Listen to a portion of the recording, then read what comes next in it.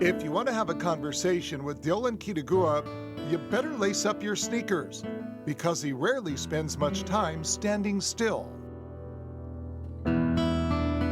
This is how the Campbell High School graduate spends a large percentage of his waking hours.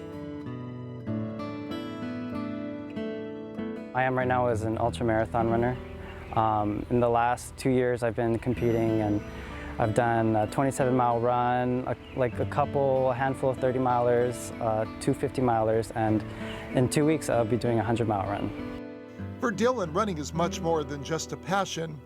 It's a purpose, with something to be gained and learned with every single stride.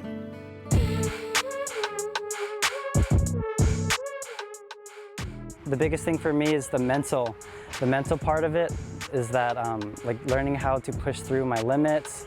You know, I kind of grew up with a lot of struggle, and so I'm not a stranger to that. And so I want to be able to push myself and use the things that I've struggled in the past to propel me through success.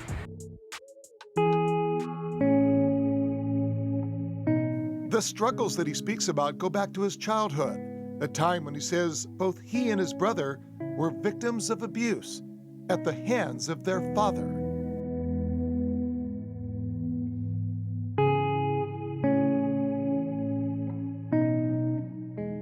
I grew up in a household of domestic violence.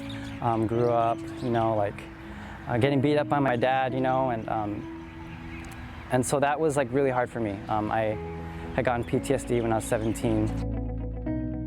He says it got to a point where he needed to make some life-changing decisions to find a new path to help him see the light in an otherwise dark place, or put another way, to save his life.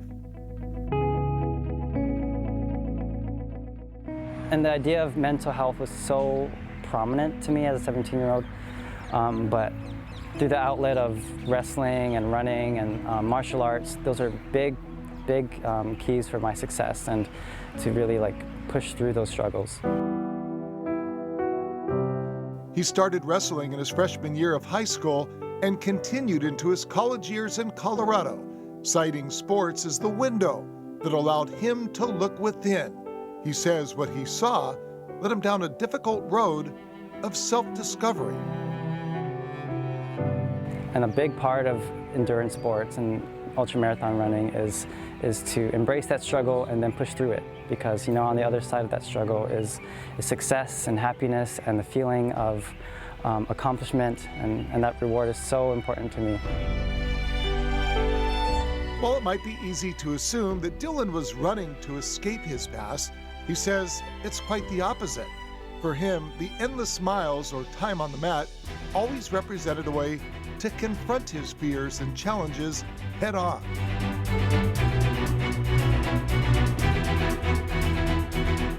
That entire time, it's your thought and your actions that move your feet forward or take that chance to wrestle someone. So, you know, I think it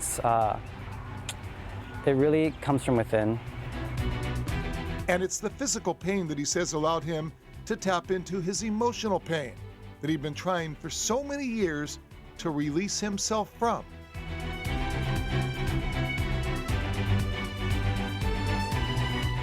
You know, I do believe that when you're physically healthy, emotionally you become healthy as well, and vice versa.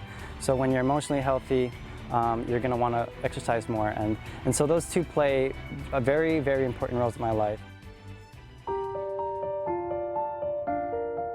Dillion graduated from college with a degree in clinical psychology. He says what he learned along the way was that it was that fear of challenge and pain that kept him from growing, something that was reinforced after spending time in Nepal, where he served volunteering with the Peace Corps. When I was there, all I could do was run. I was stripped away from everything, from friends and family, from even English. And so, I was alone a lot of times, and so running really helped me in the Peace Corps. And, you know, I had never thought that running could take me to where I am today. That place is helping others. And while finding his own inner peace started as a solo journey, it's something he now shares. You know, I say that running is by myself, but you know, I think you need to have camaraderie, you need to have support, and my biggest support right now is Joseph Coyle. He's always positive, he's pushing others to be the best that they can be, and then he truly wants to help people reach their goals and reach their dreams, and I feel like he's gotten me to run more and to be able to train more, and truly helped me out. He's like my left-hand man, he's like a part of me, he's like an appendage of mine, and we push each other throughout these runs. For anybody who's ever experienced physical or emotional pain, Dillion says if channeled properly, that suffering will lead to wisdom. It's incredible. His past was rough, but he's been able to get to a spot where he's inspiring a lot of people and motivating a lot of people, and it's incredible to watch, for sure. Dillion is such an inspiring individual, overcoming such hardship at such a young age. When we are faced with challenges, it's hard to see things on the brighter side, but Dillion has managed to do just that through running and traveling. And what's even more inspiring is his devotion to giving back to those that are experiencing or have experienced child abuse. Dillion overflows with energy, but at the same time, he has such a peacefulness about him. So Dillion, thank you so much for your positivity and your generosity. And we at 7-Eleven are going to be rooting for you back at home as you take on your next adventure at Mount Everest. And there's a saying that pain that's not transformed gets transmitted, and we have the ability to transform our pain into beautiful, beautiful things.